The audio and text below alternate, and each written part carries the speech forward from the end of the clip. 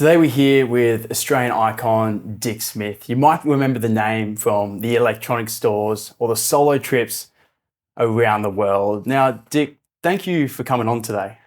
It's a pleasure. Great to be here. Yeah, it's good to see you again. I remember the last time we spoke was in 2019 and I wrote you a letter I wanted to come and meet you and you actually got back to me and invited me over. Isn't that incredible? Well, there you are, because I get lots of people writing me letters. I can imagine. And it was my first time ever writing a letter and I had to Google how to do a stamp. But then you gave me the time of day and you gave me so much valuable information when I was young, and you've been so generous with your philanthropy. What made you want to help out someone you didn't know, a young person? Oh, it's interesting. I get lots of letters and I can't help everyone, but I think something in your letter took me on and I thought, well, you're young and maybe I can give you some advice. Quite often I get invited to give talks to older people and I mainly refuse because I think, look, they're set in their ways, they're not going to change their views. But then I get invited to schools to go and talk to schools, which I normally always accept because I know there's going to be young people there and some of them will just take little tips out of things I say and use them in their future life. And so that's why I do it. That's certainly what I took away from that day. And I remember you saying you actually fly your helicopter into the schools and lands on the backyard sometimes. I do. Yeah, it's quite popular with the kids. I can imagine that'd be the most exciting intro they'll ever get for a speech. Yeah, not a lot of people arrive by helicopter. Yeah, probably still not to this day. Do you use your helicopter to get around much? Yes, I use it. I was using it last week to fly up to my daughter's place. That's about an hour and a half's drive north of Sydney, but by helicopter it's 12 minutes. Wow. 2 weeks ago I flew it down to Wollongong to see the steelworks. I was given a fantastic tour through the steelworks, which was fantastic. And once again, the trip I think took 26 minutes. I have a farm near Canberra, and I can fly down there in about an hour instead of 2.5 hours by car. Wow. So helicopter, one thing about a helicopter, there's no speed limit, and wait for it, there's no radar guns. Is that right? Yep, it's quite fantastic. I like the sounds of that. Yes. Would you recommend getting your helicopter license? Definitely, yes, if you can. Look, I didn't have any money when I started off, but I managed to make some money through the Dick Smith electronics business. And when I got enough, it said it was $23 an hour to learn to fly. So I went out and I learnt to fly fixed-wing aircraft, which I didn't really enjoy that much because there was always a wing below you. It was hard to see out, and if you did see something good, you couldn't land because there wasn't an airport nearby. And then one day I saw a helicopter come in and land, and I walked over and spoke to the pilot, and I said, "How do you fly in bad weather?" And he said, in bad weather you fly under the cloud, and if ever it gets too bad, you land and you have a cup of tea with somebody. And if you know me, that's my type of flying. So I immediately got on the phone and rang up Bell Helicopters, ordered a helicopter. Then when it arrived in Australia, I had to learn to fly it. That took about 3 weeks. 3 weeks? 3 weeks to learn to fly, and then ever since I've been flying helicopters. Wow. So how much harder was it to learn to fly the helicopter versus the fixed wing, the plane? So helicopter's harder to fly. I think to get to solo stage in the fixed wing, it took me about 5 hours, but I think it took me about 15 hours in the helicopter. So 3 times as long. The hard thing is learning to hover. And it's like you see those people performing on a stage on a one-wheeled bike. They call them unicycles. Yep. And they're quite often on a unicycle and they're juggling and it looks impossible. Well, a helicopter's just about as stable as a unicycle. It's quite unstable, but after a while it's amazing the human being what it is. You just get the feel of it. And I think it took me about 15 hours to solo, and then in 35 hours I got my license and I've been flying ever since. That's incredible. And you're still flying today? Yeah, still flying today. Yeah, lucky I'm in my 80th year and I've still got my medical license so I can still fly. Oh, that's incredible. And just right back to when you gave me the time of day and met me, you actually gave me the name for my straws company, Sam Straws. Right. Which I ran with, and I know it's not too far from the Dick Smith franchise. And someone actually gave you the idea to do Dick Smith, right? That's right. I was going to call Dick Smith Electronics. My plan was to call it Alltronics because it sounded like a pretty good name. And I went down to my relative's place, and he was in Adelaide, in advertising, I should say. And he said to me, "What? With a name like Dick Smith, you've got to call it Dick Smith Electronics." And I said to him, "Oh, no, that doesn't sound too good to me. I want to do fixing car radios in Rolls Royces and Mercedes." And I can't imagine someone coming along to a person with such a common name. And luckily, my cousin said to me, Dick, the Dick Smith is an advertiser's dream. Put your own name on it, which I did. And that's one of my success forces, asking advice. So getting that advice and calling it Dick Smith Electronics. Anything I then did that created publicity for the business. Which, with all your stunts, played incredibly well. When it comes to asking for advice, how do you know who to ask for advice and who to listen to? That's a really good question, because you get a lot of wrong advice. So asking advice, tend to go to someone who's been successful in their own sphere. I had a friend at the time whose father was quite wealthy. He owned, this is back in 1968, and he owned his own aeroplane. He owned a GTO Pontiac, which was the real muscle machine in the day. He owned a boat and a beautiful house. He had it all. How's he got all those things? He must have a few clues. And so I asked him advice, and he was the one who helped me. He told me in the early days, not only just to open electronic businesses, but to try and place a deposit on the building that I was operating from. And so I did, and even before my wife and I bought our first house, or our only house in Sydney, we bought the commercial premises. And lots of people think my money has come from electronics and from publishing Australian Geographic, but in fact most of my money is coming from investment in commercial buildings. So that was good advice I was given in the early days. So how do you know if the advice is correct? You use one word, common sense. And so a load of common sense. Remember, you won't always get the correct advice, because there are people around who always do the wrong thing and never learn from it. I know some people like this, they're talented, but you see them making mistake after mistake. So use a bit of common sense, and normally ask advice from 2 or 3 different people, and use the advice that sounds the most logical. And the common sense to justify whatever you think will work best. Absolutely. Because that's something else I've heard you talk about, the making most of the money from real estate.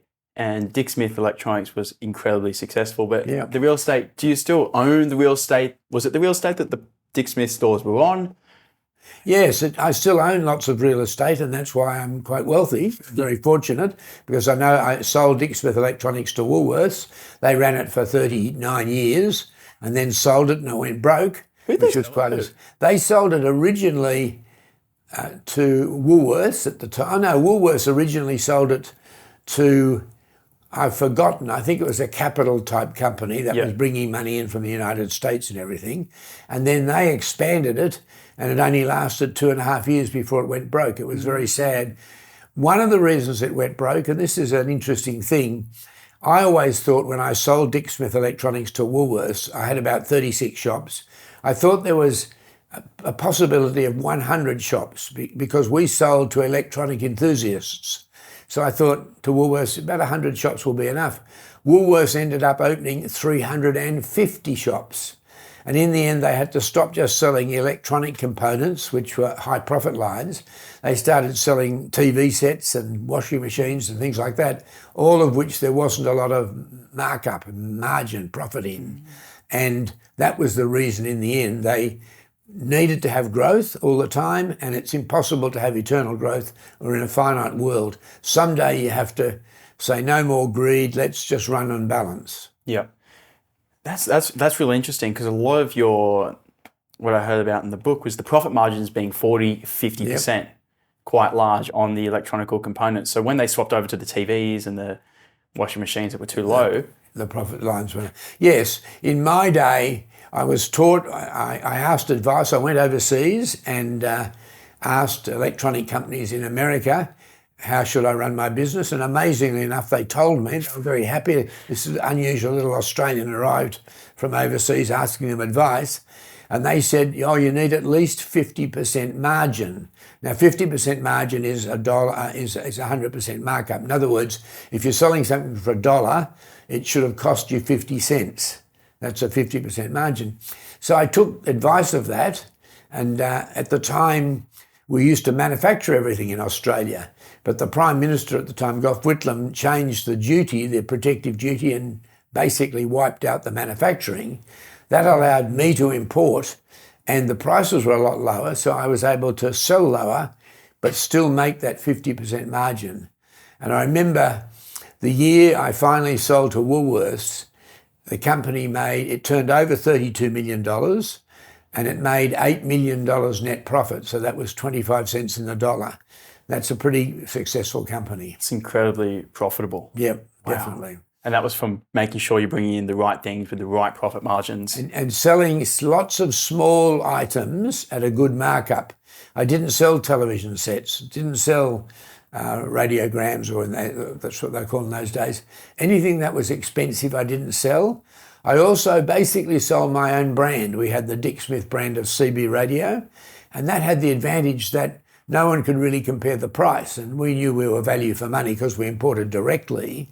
But you weren't having to compete with people some shopkeepers are really stupid and will sell things so cheaply they're going to go broke, and they'll take everyone into bankruptcy with them if you follow that down to the lowest price. Yeah, instead of competing on price, sometimes competing on quality as well. And yes, quality is an important one, but price is most important. And you only have to look at the big supermarkets today. There's Coles and Woolworths, and then there's the German-owned Aldi. Now, Aldi has less staff, so it can sell cheaper.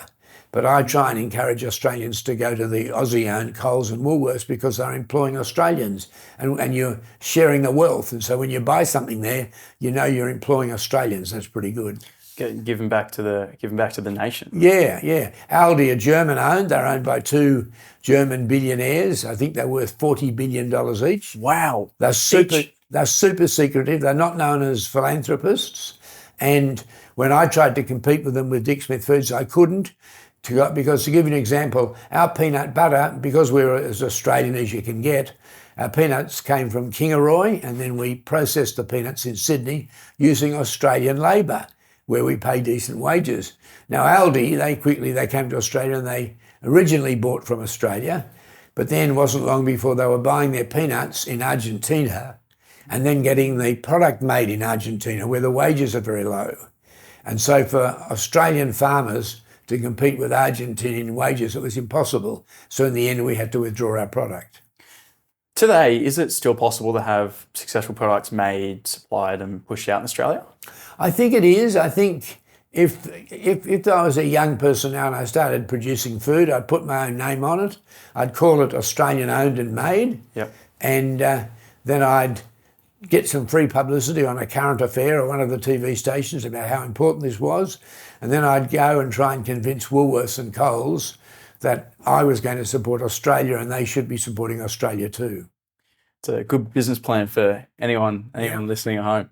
The publicity, the free publicity was a huge move that you made all the time, getting that support behind you. And that's something I do with my social media, with my diving. Being able to make videos around what I do and post costs me nothing to post and share across these media channels that can be seen by millions. Yes. But when they didn't have social media, you still managed to pull off these public. Yes, and what I did in my day was, of course, it was very hard to get on television. There were only 5 big television stations. There was no such thing as YouTube or anything like that. No TikTok back then? No, nothing like that. And so, but I found out, I'll tell you this story. I was in a dentist's waiting room waiting for the dentist, and there was a magazine there, as there always are. I opened up the magazine and it had a picture of a petrol-powered pogo stick. Now, you might wonder what that was because it's the strangest thing I'd ever heard, but it was a pogo stick that you can jump up and down on with a little 2-stroke petrol motor attached to it. And it cost $120. So I immediately sent off for one and I got it back and I jumped around on it, put the petrol in, and it was completely useless. You could do about 2 jumps before it would backfire. Were they selling this thing legit? Yeah, they were selling it legitimately. Okay. It was beautifully made, beautifully engineered, but I could never get more than 2 or 3 hops out of it before it would backfire. But I thought, this is the way to get some publicity, and I'd never ever had any free publicity. But I rang up the Sun Herald newspaper, which is still today one of our leading newspapers in Sydney. Did you just call the local line? I just rang up and I said, I've got news. Can I talk to news? So they put me through to a reporter, and his name, I'm just trying to think of his name because he became quite famous as he would write stories about unusual things. Peter Spooner was his name. He would have become a frequent writer for you. He did. His name was Peter Spooner, and I said, Peter, Dick Smith here, I'm the electronic nut. And you could feel him a bit strange at the end of the phone. I said, I've just bought in this petrol-powered pogo stick and I'm going to bring 20,000 in for every housewife.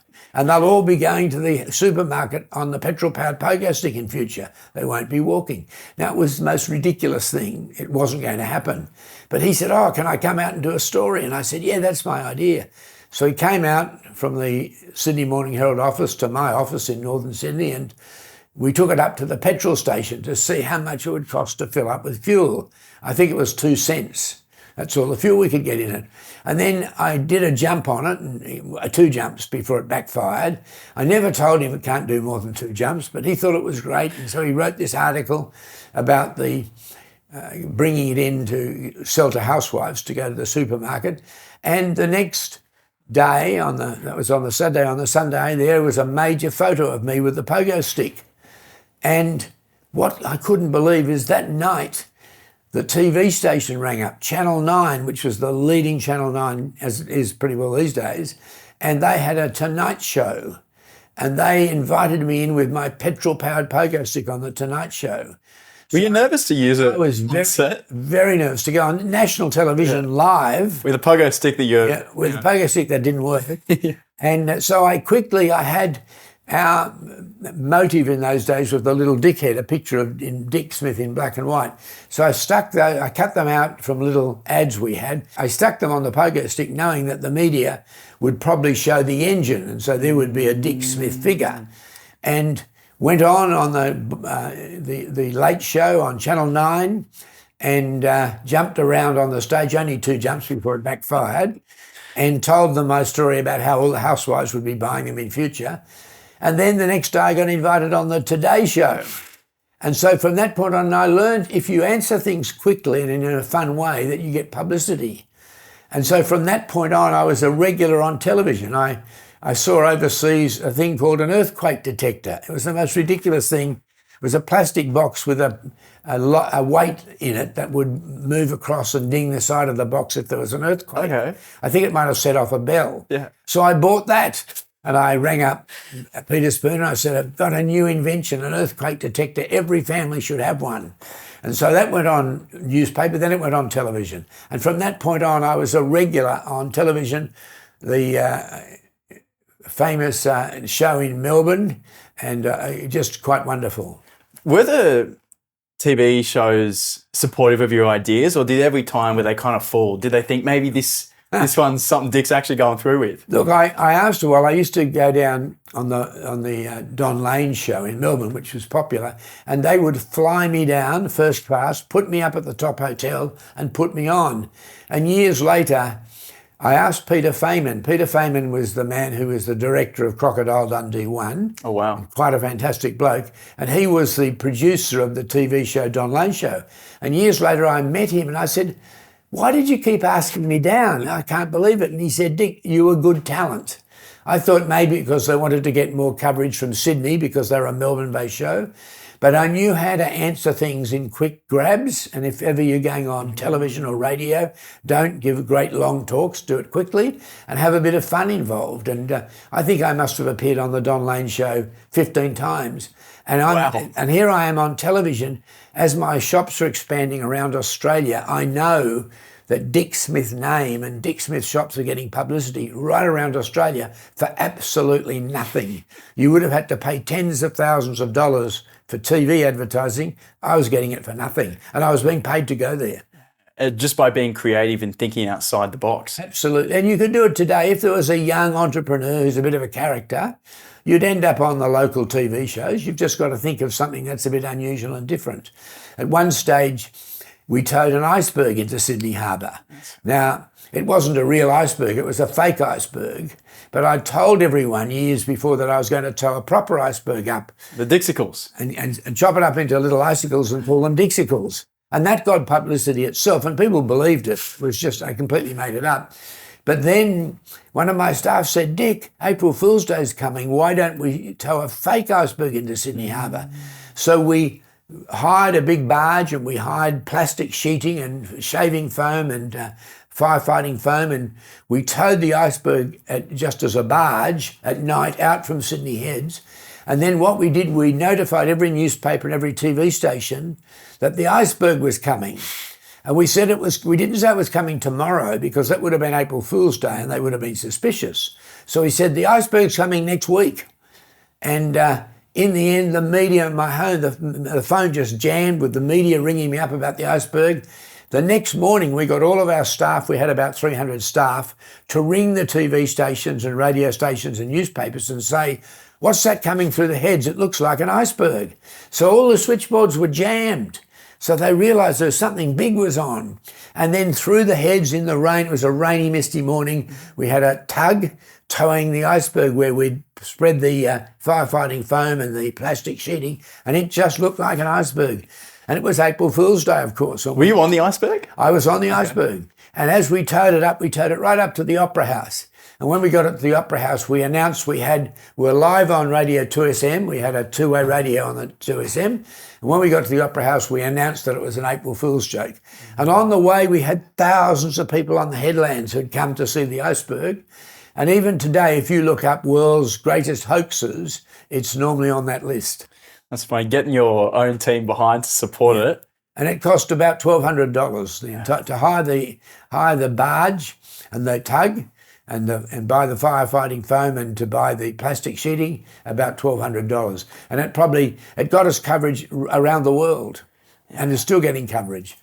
It's an incredible feat to be able to get on the TV with these ideas and get some publicity.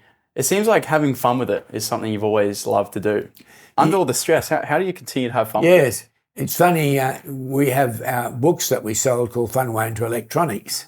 And I was going to call my biography Fun Way to a Fortune, because that's really what it was. We did have a lot of fun. And I think I've never taken business too seriously. And we just love to have fun. And anyone who worked for me, I had behind my desk, I had a great big sign. It was 4 feet high.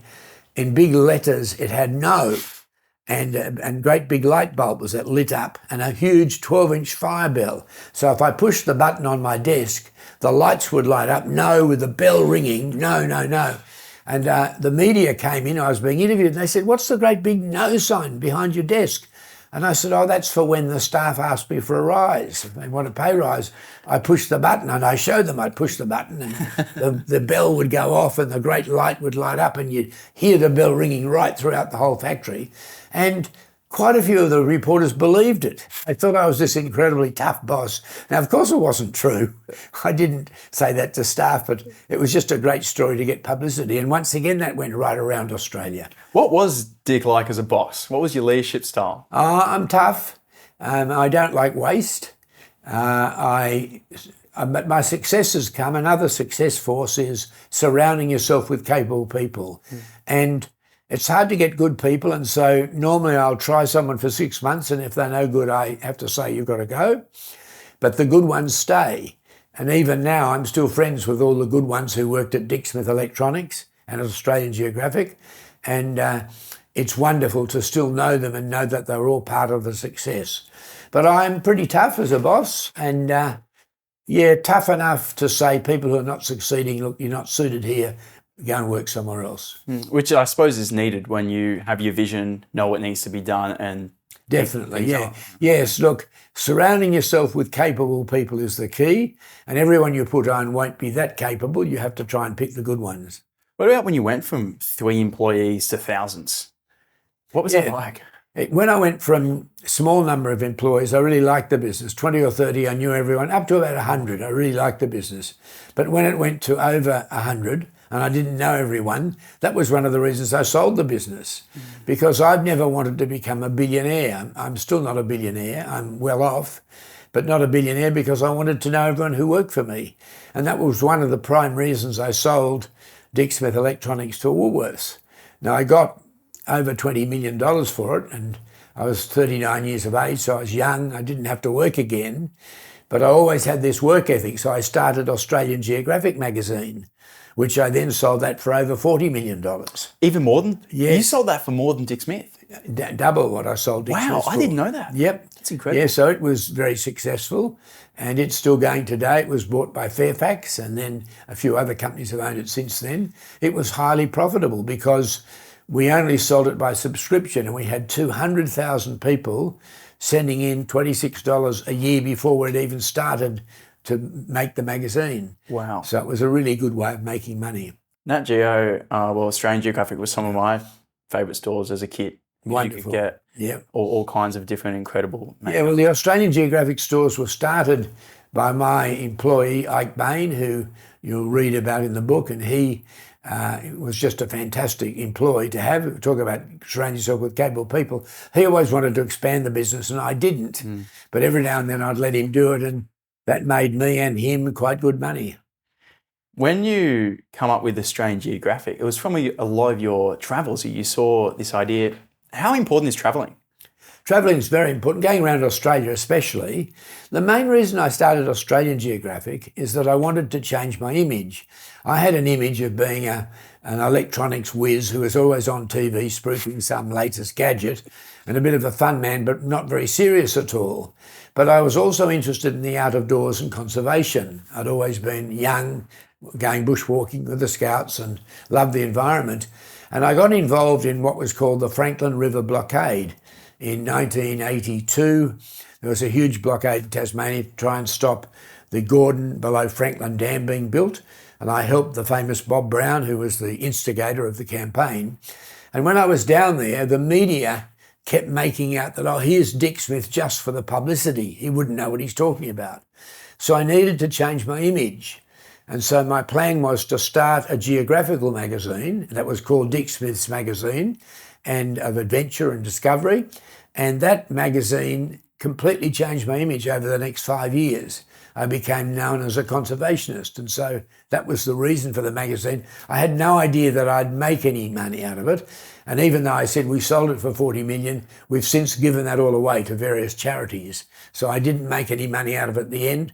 I had plenty of money from the Dick Smith sale. But you enjoyed the work, you enjoyed being out there and doing stuff. Yeah, and sponsoring adventurers all around the world and all around Australia, and we went on Australian Geographic expeditions to Cooper's Creek in the middle of Australia, one of my favourite places.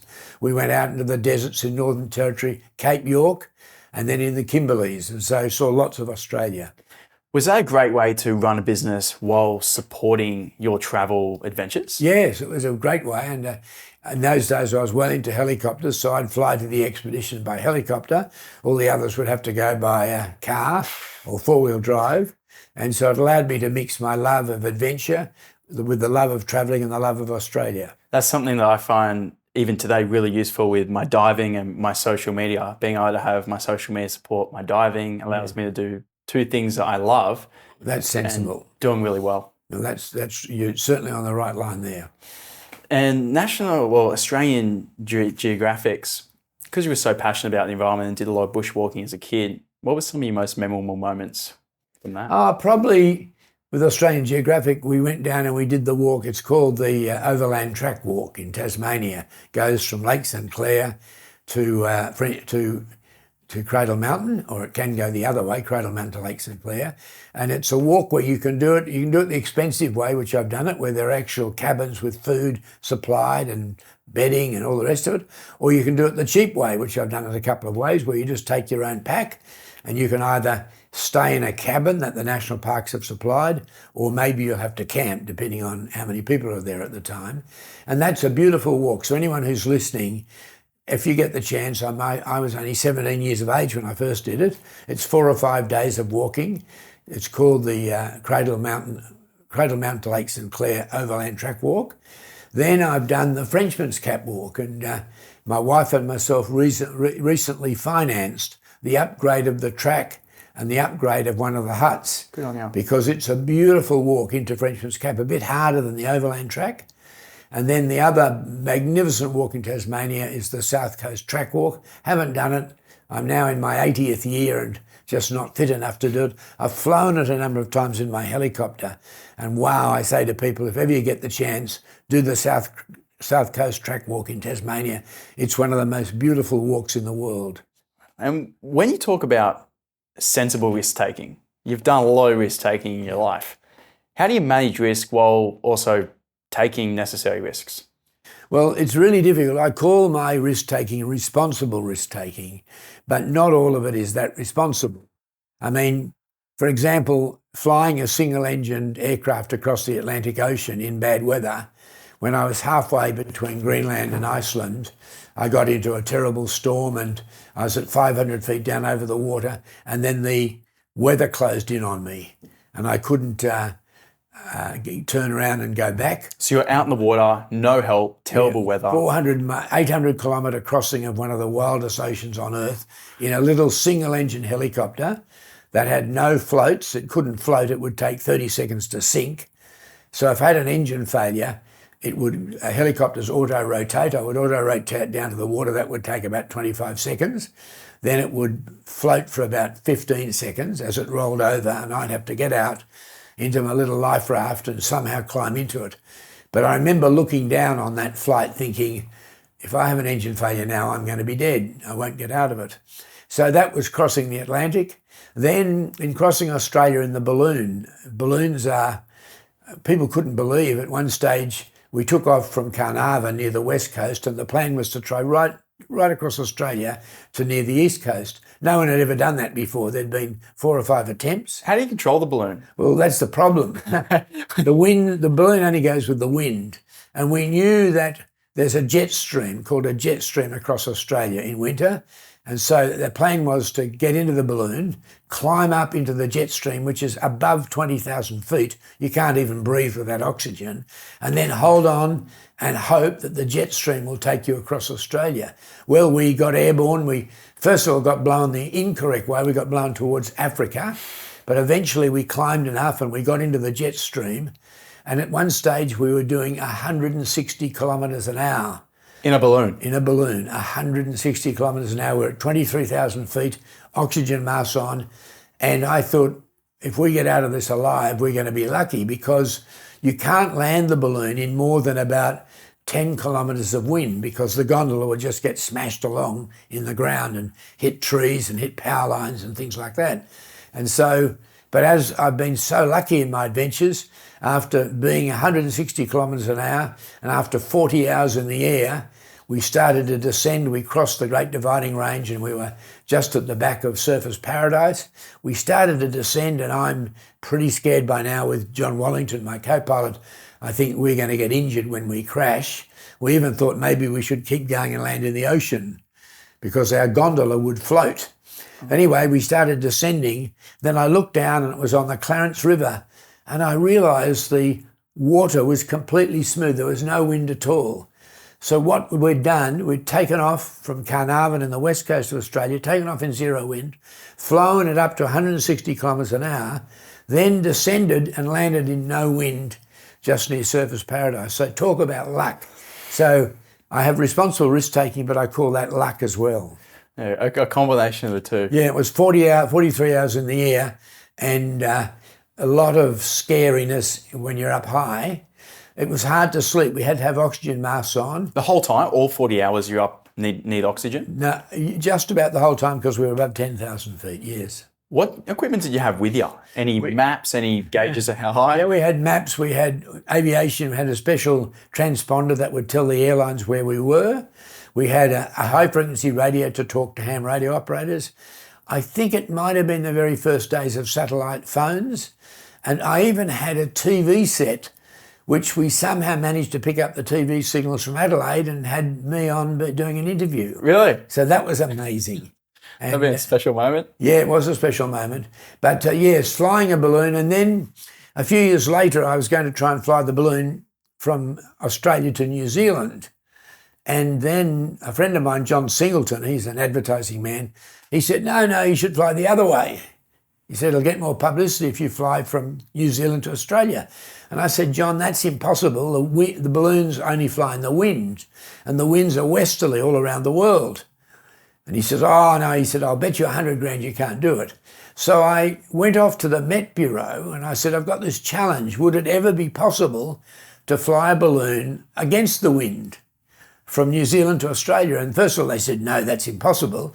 But after a few days, they came back and they said, oh, look, we've gone into our computer, and if you flew very low and there was a high pressure system stationary over the Tasman Sea, you might just be able to do it. And so I said, okay. So I rang up John Singleton, your bet's on. We sent the balloon to New Zealand and we waited for about 2 months for the right high pressure system to be there, and we took off in the balloon and flew at about 4,000 feet this time, only at about 80 kilometres an hour. And we left New Zealand. First of all, went a bit towards South America, but then started to curve around, went past Norfolk Island and came in just below Surfers Paradise and landed the gondola on the waves and actually surfed it in on the waves onto the beach. So that was very lucky. When you have a map up there, but you have no real way of doing it yourself, is it useless? Yeah, the map for ballooning is pretty useless. Okay, yeah. That was pretty useless. But on my flying, I've done 5 flights around the world, and the original maps were all paper maps and always out of date, and they had great big stamps on them. Flying on the non-free flying area, you'll be shot down immediately. Because when I flew around the world, the Cold War existed, and I couldn't land the Iron Curtain in the Cold War. And the only way I could go from Japan to Alaska to get around the world was to land on a ship halfway. And I put some drums of fuel on a ship. It was heading to Seattle across the Northern Pacific. And then I took off from Japan, flew for 7 hours, found the ship, no GPS in those days, but I had a beacon to home on it, landed on the ship's rolling around, and we managed to put the drum of fuel in, then took off and flew to Alaska. It was further than going from Sydney to Auckland in one day on the helicopter. I was lucky to get away with it. When you're flying around the world in the helicopter, does it need maintenance every now and then, or can you just set it? Yeah, around the world. I started the helicopter flight in Fort Worth, Texas, because that's where they make the helicopters. So I wheeled it out of the factory. I flew it then across to England, and that was about 100 hours, and they did the maintenance there. Then I flew it to Singapore, maintenance there, and then to Alaska, maintenance there, and then maintenance back when I got back to the American Bell factory. So about 4 lots of maintenance to go around the world. To go around the world. And I heard when you were getting it for the factory, you told them, we're performing the first solo round the world trip. Please take care when making this thing. Yeah, that's a lot of people wouldn't believe, and this is what I call responsible risk-taking. When I decided to do the flight, I did a special trip to the Bell factory in America and got all the maintenance workers in a room, and I said, my name's Dick Smith. I'm going to try and fly a helicopter around the world. It had never been done in those times. And I said, you're going to be putting it together. We're going to put a label on it, around the world attempt. And would you give it special attention? And everyone clapped and cheered. And so they were all part of it. So the helicopter I got, it flew incredibly reliable for up to 1,000 hours. I eventually donated it to the Sydney Powerhouse Museum. And if you walk in there, it's hanging on the roof. That's the helicopter that went around. Never had any engine failures with it, thank heavens. Because you're putting a lot of trust in it. You've got one engine. Yep. You're in the middle of the ocean. Yep. Yeah, I probably wouldn't be here if the engine had failed. So it just shows you. People ask me, so I've done 5 flights around the world, and they say, how come you're alive? And I say, because North American technology is so reliable these days. And my early heroes, Bert Hinkler, Kingsford Smith, they all died because probably engine failures. We don't really know what happened. Yeah, because you did the big trip to find the Kookaburra. Yes, the Kookaburra aircraft, that was a little Western Widgeon plane that had gone to search for Smithy. Kingsford Smith had got lost in flying across Australia to England. Is that why Sydney Airport is named Kingsford Smith? That's the famous aviator. Well, Kingsford Smith got lost up in the Kimberley in northwestern Australia, and so all these planes went to search for him. One of them was Anderson in the little plane called the Kookaburra. Anderson got forced down in the desert, in the Tanami Desert north of Alice Springs, and died of thirst with Hitchcock, his mechanic. And the plane got left there for nearly 50 years until I found it. And quite a search to go out in the desert with helicopters transversing backwards and forwards. And eventually I found that plane. And if you go to the Central Australian Aviation Museum, you can see the plane. It's incredible. And then when it comes to dealing with pressure, flying around the world, things have to go well, or business, and you're sorting stuff out.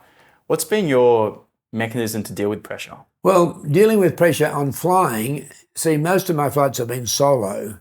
It's really good if you've got pressure to be able to bounce the problem off other people. And that's why in business I've always had a top group of management. And even though I'm the ultimate dictator, I've always owned my businesses. I've always had 2 or 3 top people who I discuss things with, and sometimes I don't even follow my decision. If the others have a different view, I'll quite often accept what they say, because that's being sensible. But on the solo flights, the way I cope with pressure is I got frightened. And getting frightened normally makes you be a lot more careful. And at different stages, after that terrible flight across the Atlantic in the terrible weather where the weather nearly closed in on me, when I eventually finished that leg and landed in Iceland, I remember thinking, well, I'm going to give up the flight here. It's too dangerous. I won't go any further. But I was thinking of some excuse I could make up to tell the media why I wasn't going to come on. And I walked into the coffee shop at the airport in Iceland, at Reykjavik Airport, and I had a cup of coffee, and there was a ray of sun. It had been bad weather the whole way across, but a ray of sunlight came down and was shining into the coffee shop.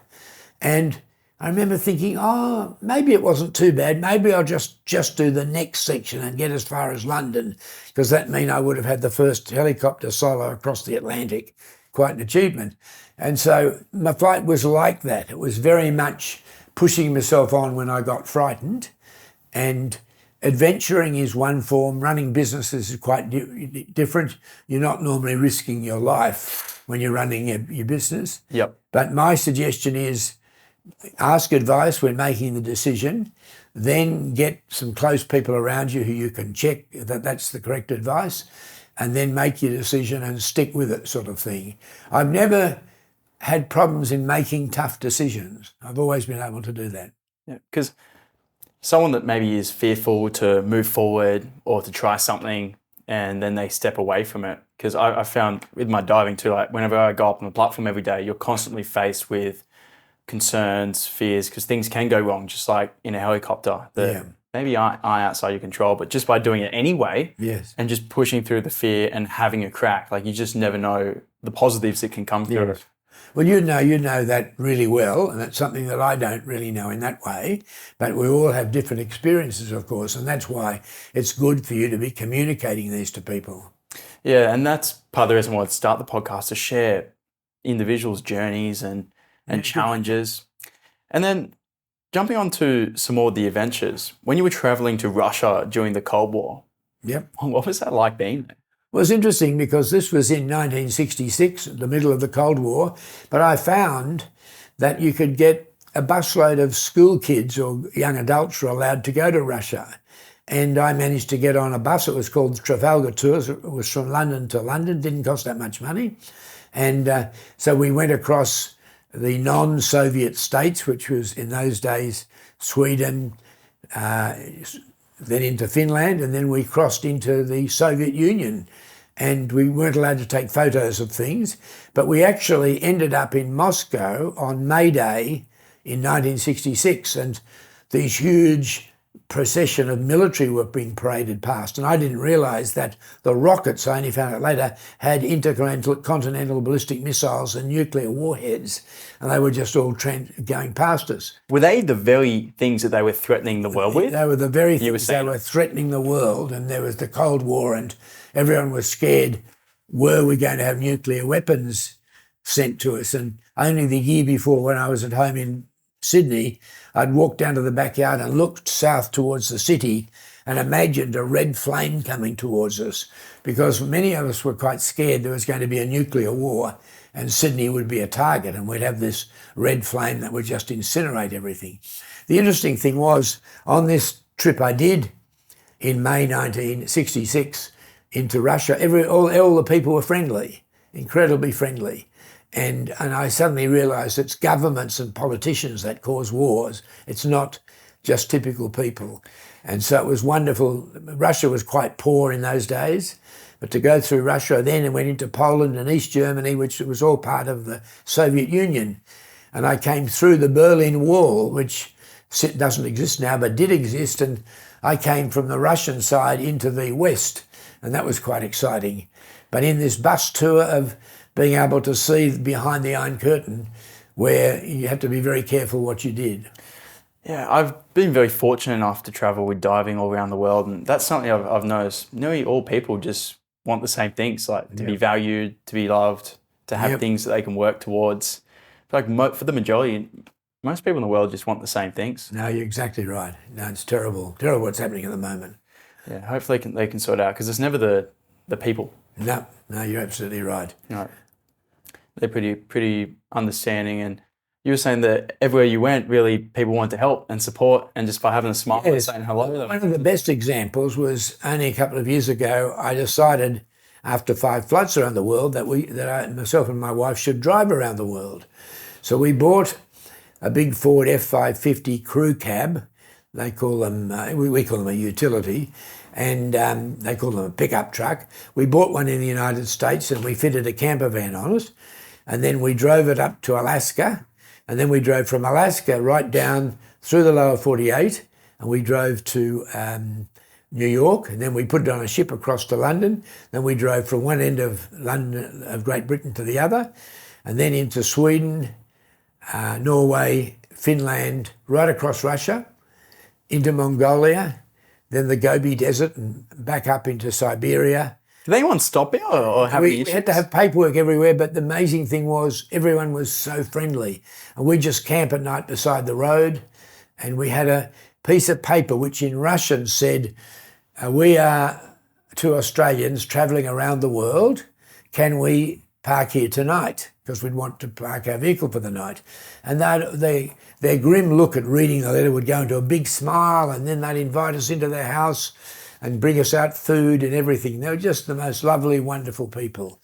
And so on that flight, that drive, we ended up across Japan, then drove Perth to Sydney via the Gun Barrel Highway, then shipped it back to Los Angeles and drove it back to Denver where we started. So that was about 50,000 kilometres around the world, and just wonderful, friendly people everywhere. And Pip, you've been with nearly your whole life. Yep. Have you got any relationship advice for anyone listening? Oh, well, luck. I mean, when I married Pip, she was 19, I was 24. She was in the Girl Guides, I was in the Scouts. That's how we met. But we had no idea that we would be successful. In other words, I used to look at millionaires and think, oh, I wouldn't want to become one of those. They should be sharing their money with everyone. So I didn't really like millionaires. And then we started to do very well at a very young age. And we've got a Dick and Pip Smith Family Foundation, which gives money away. I'm proud to say we've already given over $70 million to important causes. That's incredible. Yeah, Wow. it is fantastic. And we do that because we feel we have a responsibility to do that. And so we've helped everything from conservation to refugees in countries all around the world and to all of those really important things. And I think we were very lucky because we made good money when we were young. I mean, a lot of families bust up because of money reasons. So we've never had the money reason. We've already had ample money. And we've always had similar interests. We love the out of doors. We love adventuring. But to be with someone, 55 years after I married her, quite fantastic. That's incredible. And when things were hard, like when some of your stock was stolen and Yep. things weren't good and the money wasn't there and you were unsure whether the business was going to survive, how did you two make it through that time? We were stronger together. Yeah, it was amazing. That it was sort of something that we had never imagined would happen. And I thought the business was going to go broke. And I thought we've lost everything. I think Pip at the time, she was not just working in an office job, so she had some income. And I knew I'd have to go out and get a job and close down the business. It was only luck that an accountant said to us, oh, you can get a person called a receiver appointed to your business. And I said, what's a receiver? And they said, oh, that's a firm of accountants who'll run the business and try and help you pay back the debts because we'd had all this stock stolen. And as the book tells the story, we not only paid back the debts, but that was the business they sold for over $20 million only 10 years later. So if you do the right thing, good things will happen to you. I call it karma. Because you had the option of actually just shutting it down, Yeah. going to bankruptcy and then not paying the debtors. Yep. But you said, no, I want to pay them back. Yeah, most of my advisors said, Dick, you've had the stock stolen, it's not your fault. We got a police warrant, but we could never find the stock that was stolen. But yes, the advice was close the business down and everyone will lose their money. And I remember thinking, well, that's not very right. How could I face people again?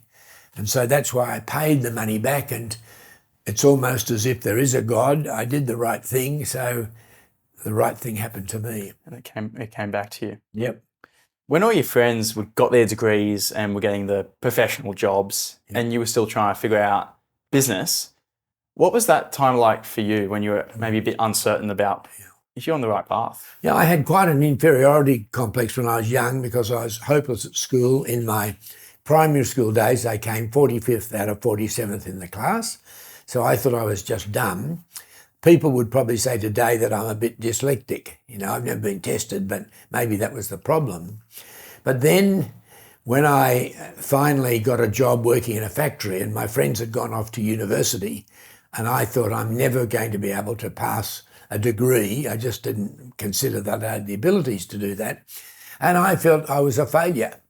I was working in a factory, just doing process work, and I thought my friends are all going to be successful and I'm going to be a failure.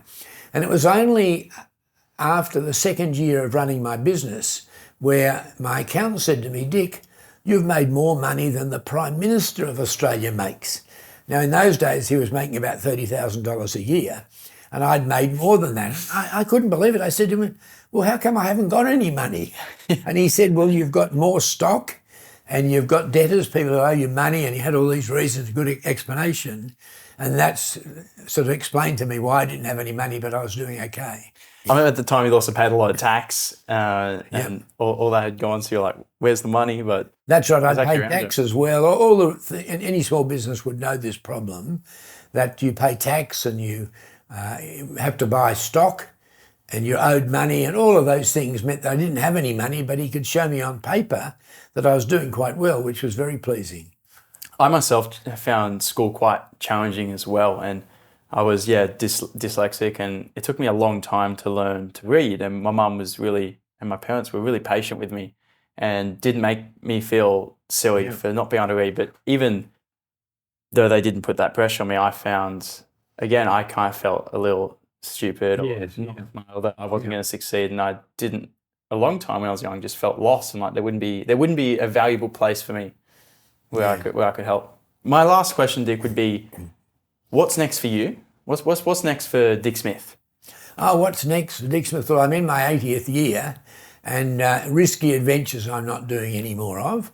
I'm concentrating on putting back and helping people. I've done so well out of this country. One of the things I'm actually working on is to try and get our legislation on nuclear energy changed. I call myself an expert on renewables. I drove in the first solar vehicle race from Darwin down to Adelaide. I also held the record for solar vehicle from Perth to Sydney. I've got a solar-powered car, which is operated from the Tesla? I've got a Tesla, but it's a Nissan Leaf that is solar-powered because it has to have separate solar cells on the roof and then a completely separate battery in the garage, because when the car's out driving during the day, it's not charging from the cells.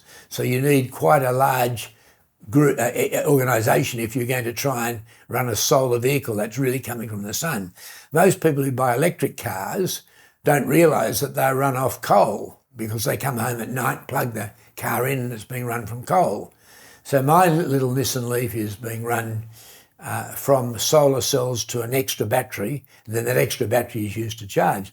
The problem with that was that the Nissan Leaf costs about twice as much per kilometre to run as a petrol Leaf would cost, because you've got to write off the cost of the solar cells and the battery. And in fact, I've just had the Nissan Leaf 10 years and I've had to buy a new battery for it, which costs $10,000. And then the backup battery in the garage, it now has to be replaced. It's going to cost another $10,000. So I know the restrictions of renewables, and I'm utterly convinced the safest form of power generation is nuclear. You just don't get the old Soviet Union to build the station, and you don't build it on an earthquake fault zone.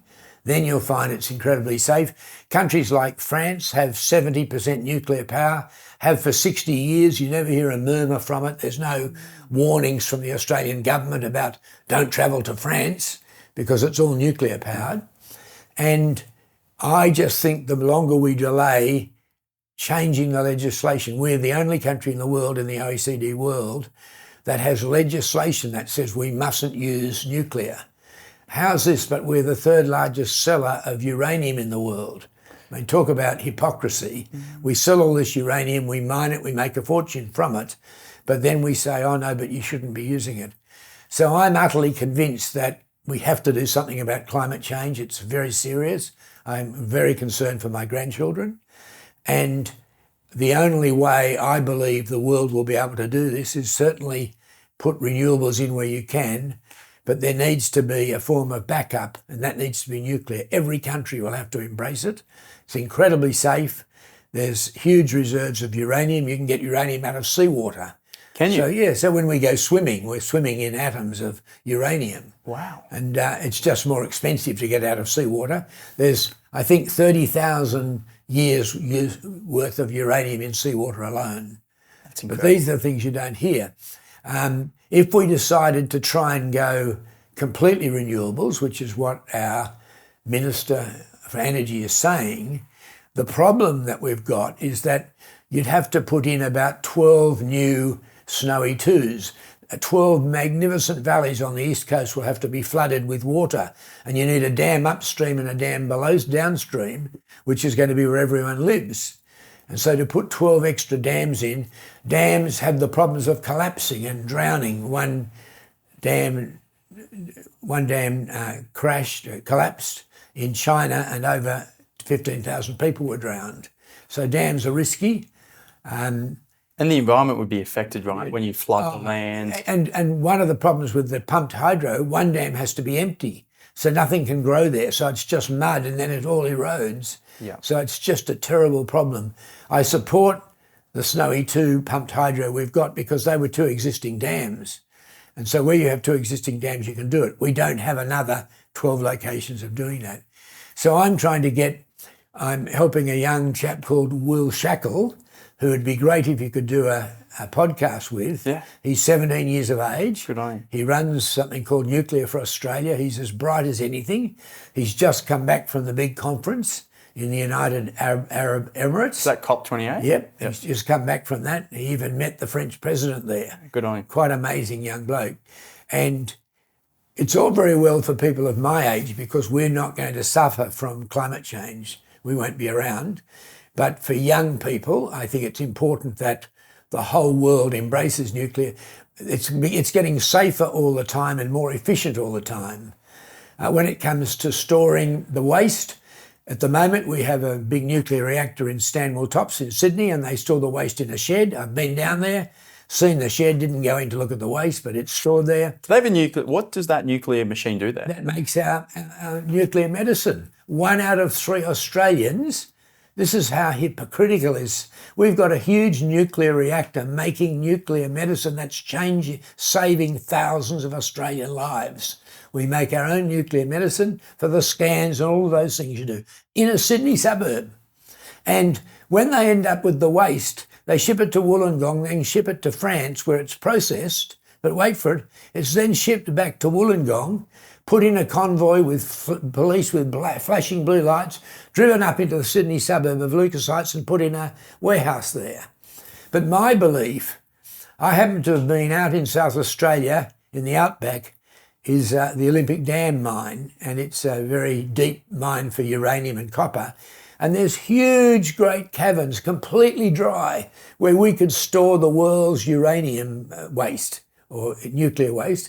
And it's where it's come from in the first place. So you could put it back there and it would give incredible income to Australia and be the safest place to store the waste in the world. One day we'll probably do that. I hope it is before we wreck the world. Well, thank you so much for coming on, Dick. I really appreciate your time today. Pleasure. And you helped me out when I was young, and right. I'm glad I can come and share more of your story today. Great to see you again, and a great interview. Thank you, Dick. Pleasure.